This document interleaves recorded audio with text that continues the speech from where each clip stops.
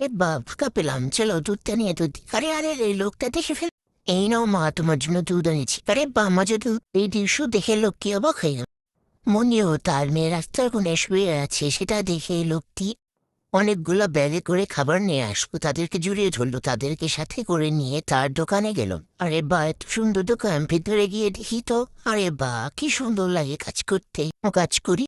তারা তিনজন মিলে খুব সুখী আছে তারা তিনজন। তারা অনেক সুখে থাকে, তারা কাজে তাদেরকে হেল্প করে এবং সেও তাদেরকে পেয়ে অনেক খুশি। মুন্নি তার মেয়েকে নিয়ে দোকানে থাকে এবং সে গাড়িতে করে নিয়ে দুধ দিয়ে আসে। মুন্নি তাকে বলল, বাহ, আমাদের জীবনটা কত সুন্দর হয়ে গেল। আজকে ঠিক বৃষ্টি নামছে, এখন দুধ দিয়ে আমি কি করবো, থাক এখানে রেখে দিই, চলো বাসা থেকে যাওয়া যায়। বাসায় যেতে যেতে তো অনেক দেরি হয়ে গেল। আরে এসব আমি কি দেখছি, আমার দোকানের অবস্থা এসব কারা করলো? বন্ধুরা, তোমাদের কি মনে হয় এসব কারা করতে পারে? যদি তোমরা জেনে থাকো তাহলে কমেন্টে জানাও। লাইক, কমেন্ট অ্যান্ড সাবস্ক্রাইব করো।